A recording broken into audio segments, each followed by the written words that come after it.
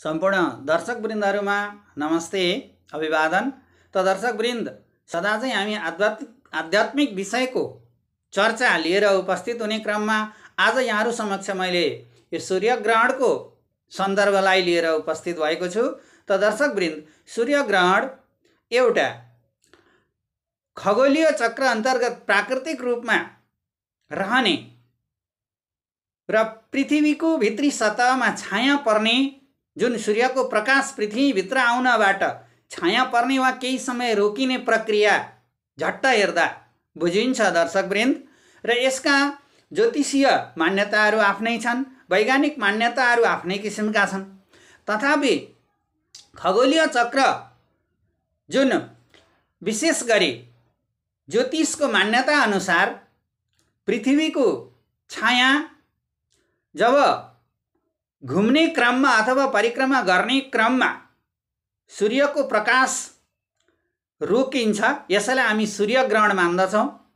र यो पृथ्वीमा रहेका हरेक जीव जन्तुको अस्तित्व, प्राणी वनस्पतिको अस्तित्व बचाउन अनि वृद्धि गराउन र पृथ्वीको वातावरण जोगाउन सूर्य चन्द्रमाको प्रकाशले महत्त्वपूर्ण भूमिका खेलेको हुन्छ। यो वैज्ञानिक रूपमा पनि र तथापि यसमा आध्यात्मिक रूपमा पनि यी दुवै चर्चाहरू पाइन्छन्। त दर्शकवृन्द, त सूर्यग्रहण अथवा पृथ्वीमा सूर्यको प्रकाश छेकिनुका पछाडि यसमा विशेष गरी विभिन्न किसिमका भूमिकाहरू हुन्छन्।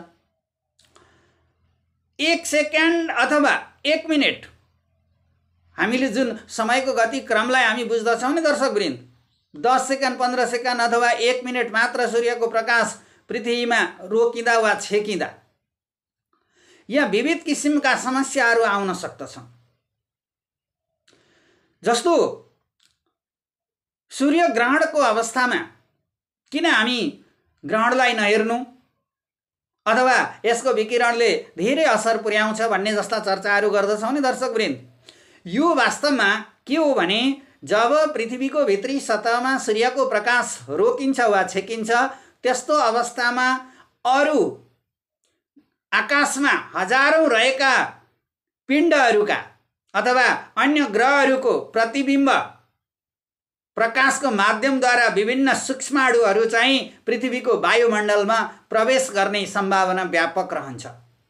र ती विभिन्न ग्रह अथवा चाहिँ पिण्डहरूको प्रतिबिम्बबाट अथवा ग्रहको प्रतिबिम्बबाट जब सूर्यको प्रकाश पृथ्वीमा छेकिएको अवस्थामा पृथ्वीको वायुमण्डलमा प्रवेश गर्ने सम्भावना रहन्छ भने तीनै सूक्ष्माणुहरूले चाहिँ जब पृथ्वीको वातावरण पाउँदछन् तिनीहरू सक्रिय हुन्छन् र जीवजन्तु प्राणी वनस्पतिका लागि घातक बनेर केही समयपछि प्रस्तुत हुन पनि सक्दछन्। त दर्शकवृन्द, त्यसै कारण हामी यो सूर्यग्रहणको प्रकाशलाई विकिरण अथवा खराब वा हानिकारक मान्ने गर्दछौँ।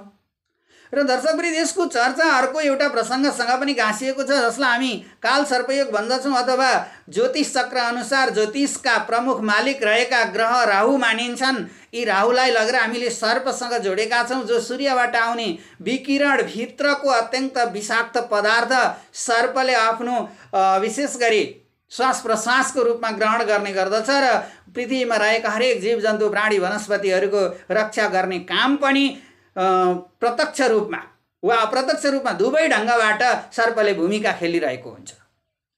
त दर्शकवृन्द, यो वर्षको सूर्यग्रहणलाई हेर्दा पौष 10 गतेको सूर्यग्रहण मूल नक्षत्र, त्यसै पनि मूल नक्षत्र घातक नक्षत्र मानिन्छ, जुन आकाशमा रहेका अथवा सौर्यमण्डलमा रहेका अनेकौं पिण्ड वा नक्षत्र तारामण्डल मध्येको यो घातक मूल नक्षत्र मानिन्छ। र यसको प्रतिबिम्बित छायाको माध्यमद्वारा विभिन्न किसिमका सूक्ष्माणुहरू पृथ्वीको वायुमण्डलमा प्रवेश गर्न सक्दछन्। जति बेला सूर्यको प्रकाश पृथ्वीमा छलिन्छ नि दर्शकवृन्द, त्यो मूल नक्षत्र चाहिँ जुन घातक नक्षत्र मानिन्छ अथवा हानिकारक मानिन्छ वा अनिष्ट नक्षत्र मानिन्छ नि, त्यसैका सूक्ष्माणुहरू वायुमण्डलमा प्रवेश गर्न सक्ने सम्भावना व्यापक रहन्छ। अझ त्यसमा पनि यो वर्ष 2077 को वैशाखको पहिलो अथवा वैशाख 1 गते पनि दर्शकवृन्द मूल नक्षत्र थियो। र यी दुवैको सम्मिश्रण पनि रहेको छ अर्कोतर्फ जो ज्योतिषीय मान्यता अनुसार यी दुवै साहित्यहरू अथवा यी दुवै युगहरू अनिष्टकारक मानिए। अर्कोतर्फ हामीले विशेष गरी जो राहुको गतिले सूर्यको प्रकाश छेकिएको हो र पृथ्वीमा अन्धकार छाएको हो भन्ने किसिमको जुन ज्योतिषीय मान्यतालाई हामीले कसरी बुझ्दछौँ त दर्शकवृन्द? यो पृथ्वीको छाया, राहुको दृष्टि पृथ्वीमा नपर्ने हो नि त पृथ्वीमा कुनै पनि किसिमको अन्न पानी अथवा जीवजन्तु प्राणी वनस्पतिको उत्पत्ति स्थल र संरक्षण पनि हुँदैन। त्यसैले दर्शकवृन्द राहु सबै कुरामा नराम्रो पनि मानिँदैन। तर के चाहिँ त भन्दा राहुको उसको आफ्नो निश्चित गति हुन्छ, उसको आफ्नो निश्चित गति भन्दा एक बिन्दु पनि एक सेकेन्ड पनि दायाँ बायाँ मानवीय चरित्र अथवा विभिन्न प्राकृतिक गुण र चरित्रहरू देखिए भने उसका लागि त्यो घातक बन्न सक्दछ। यति मात्र फरक हो। त्यसैले दर्शकवृन्द हामी कुनै पनि अनिष्टकारक योग मान्दा पनि कुनै पनि ग्रह अनिष्टकारक भन्नुभन्दा पनि ती ग्रहहरूको सूर्यको प्रकाशको माध्यमद्वारा प्रतिबिम्बको माध्यमद्वारा ती ग्रह विभिन्न तारा नक्षत्र अथवा पिण्डहरूको जुन प्रतिबिम्ब पृथ्वीमा पर्ने मौकामा त्यहाँ रहेका विभिन्न किसिमका घातक सूक्ष्माणुहरू पृथ्वीको वायुमण्डलमा प्रवेश गर्ने सम्भावना व्यापक रहन्छ, जसबाट प्राणी वनस्पति र जीवनको अस्तित्वमाथि खतरा आउन सक्दछ। अब यसरी नै सूर्यबाट आएको विकिरणयुक्त जुन विषाक्त गुण हुन्छ जसलाई सर्पले श्वास प्रश्वासको रूपमा लिन्छ भन्ने हाम्रो वैज्ञानिक सत्य छ।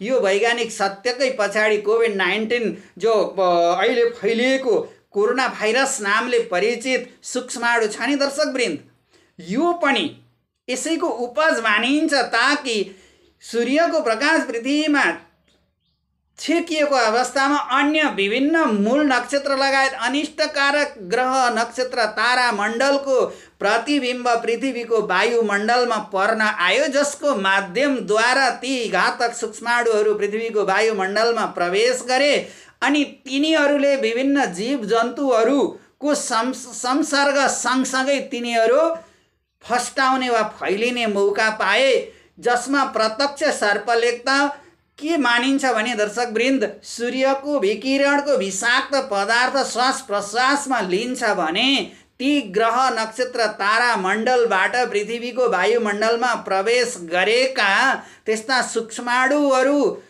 पनि ग्रहण गरेको हुन्छ। तिनै सूक्ष्माणुको माध्यम नै अथवा ती सूक्ष्माणुहरू फैलिने माध्यम नै सर्प लगायत विभिन्न घस्रने जीवजन्तु सरीसृप भन्छ दर्शकवृन्द, घस्रने जीवजन्तु अनि उड्ने पन्छीहरूको माध्यमद्वारा पृथ्वीमा बसोबास गर्ने प्राणी वनस्पतिका लागि घातक रूपमा फैलिन सक्ने सम्भावना व्यापक रहन्छ दर्शकवृन्द। त्यसैले यो सूर्य ग्रहणको विकिरण जुन प्रकाश मानिन्छ अथवा विकिरणयुक्त अन्धकार मानिन्छ, यसलाई विशेष गरी प्रत्यक्ष नाङ्गो आँखाले हेर्न सक्ने नसक्ने अथवा अनिष्टकारक वा हिन्दू धर्मशास्त्र मान्यता परम्परा अनुसार त यो अत्यन्तै हानिकारक मानिन्छ।